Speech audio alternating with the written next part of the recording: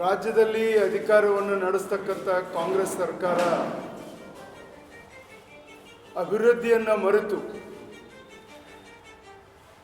ಆರ್ಥಿಕ ಬಿಕ್ಕಟ್ಟಿನಲ್ಲಿರ್ತಕ್ಕಂಥ ಕಾಂಗ್ರೆಸ್ ಸರ್ಕಾರ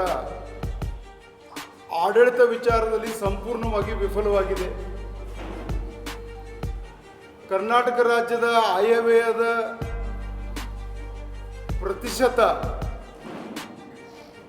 40ರಿಂದ 50ರಷ್ಟು ಭಾಗ ಗ್ಯಾರಂಟಿಗಳಿಗೆ ವಿನಿಯೋಗ ಮಾಡತಕ್ಕಂಥ ಸರ್ಕಾರ ಉತ್ತರ ಕರ್ನಾಟಕವನ್ನು ಸಂಪೂರ್ಣವಾಗಿ ನಿರ್ಲಕ್ಷಿಸಿದೆ.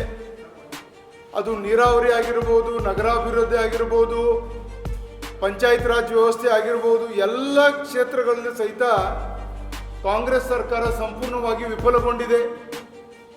ರಾಜ್ಯದಲ್ಲಿ ಗ್ರಾಮ ಪಂಚಾಯಿತಿಗಳಿಗೆ ಚುನಾವಣೆ ಇಲ್ಲ, ತಾಲೂಕು ಪಂಚಾಯಿತಿಗಳಿಗೆ ಚುನಾವಣೆ ಇಲ್ಲ, ಜಿಲ್ಲಾ ಪಂಚಾಯಿತಿಗಳಿಗೆ ಚುನಾವಣೆ ಇಲ್ಲ. ಅಲ್ಲಿ ಕೇಂದ್ರದಿಂದ ಬರ್ತಕ್ಕಂಥ ಅನುದಾನದ ಬಳಕೆ ಆಗಿಲ್ಲ. ಹೀಗಾಗಿ ಇವತ್ತು ತಾವೇನು ಕೇಳಿರ್ತಕ್ಕಂಥ ಪ್ರಶ್ನೆ ಇದೆ, ರಾಜ್ಯದಲ್ಲಿ ಉತ್ತರ ಕರ್ನಾಟಕದ ಉತ್ತರದ ಹೆಬ್ಬಾಗಿಲು ಬೆಳಗಾವಿಗೆ ಯಾವಾಗಲೂ ಸಹಿತ ಹಿಂದಿನ ಎಲ್ಲ ಸರ್ಕಾರಗಳು, ವಿಶೇಷವಾಗಿ BJPಯ ಯಡಿಯೂರಪ್ಪನವ್ರ ಸರ್ಕಾರ ಹಲವಾರು ಬಾರಿ ಅನುದಾನವನ್ನು ಕೊಡ್ತಕ್ಕಂಥ ವಿಚಾರದಲ್ಲಿ ಅತಿ ಹೆಚ್ಚಿನ ಅನುದಾನವನ್ನು ಬೆಳಗಾವಿಗೆ ಕೊಡ್ತಾ ಬಂದಿದ್ದಾರೆ. ಆದರೆ ಇವತ್ತು ಅಧಿಕಾರದಲ್ಲಿರ್ತಕ್ಕಂಥ ಕಾಂಗ್ರೆಸ್ ಸರ್ಕಾರ ಉತ್ತರ ಕರ್ನಾಟಕವನ್ನು, ವಿಶೇಷವಾಗಿ ಬೆಳಗಾವಿಯನ್ನು ಸಂಪೂರ್ಣವಾಗಿ ನಿರ್ಲಕ್ಷ್ಯ ಮಾಡಿದೆ. ಸ್ಥಳೀಯವಾಗಿರ್ತಕ್ಕಂಥ ನಗರಸಭೆಗಳಿಗೆ, ಪುರಸಭೆಗಳಿಗೆ, ಗ್ರಾಮ ಪಂಚಾಯತಿಗಳಿಗೆ ಕೊಡ್ತಕ್ಕಂಥ ಅನುದಾನದಲ್ಲಿ ಸ್ಪಷ್ಟತೆ ಇಲ್ಲ. ಸ್ಥಳೀಯ ಆಡಳಿತ ನಿಮಗೆ ಬೇಕಾಗಿಲ್ಲ. ಸ್ಥಳೀಯವಾಗಿ ಯಾವ ZP ಮೆಂಬರ್ ಇಲ್ಲ, TP ಮೆಂಬರ್ ಇಲ್ಲ. There is no gram panchayat member, there is no gram panchayat president. You want to spend your money from your self.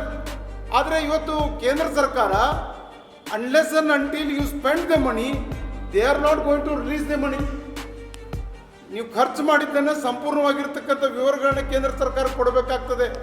ಇವತ್ತಿನವರೆಗೂ ಸಹಿತ ಅದರ ಬಗ್ಗೆ ಯಾವುದೇ ವಿವರಗಳನ್ನ ಕೊಟ್ಟಿಲ್ಲ. ನಾನು ಒತ್ತಾಯ ಮಾಡಿ ಬಯಸ್ತಾ ಇದ್ದೀನಿ, ಬೆಂಗಳೂರಿನಲ್ಲಿ ನಡೆಯತಕ್ಕಂಥ ಅಧಿವೇಶನದಲ್ಲಿ ಉತ್ತರ ಕರ್ನಾಟಕದ ವಿಚಾರವಾಗಿ ಚರ್ಚೆ ಆಗಬೇಕು ಮತ್ತು ವಿಶೇಷವಾಗಿರ್ತಕ್ಕಂಥ ಪ್ಯಾಕೇಜನ್ನು ಸರ್ಕಾರ ಘೋಷಣೆ ಮಾಡಬೇಕಂತಕ್ಕಂಥ ಒತ್ತಾಯವನ್ನು ಮಾಡ್ತೀವಿ.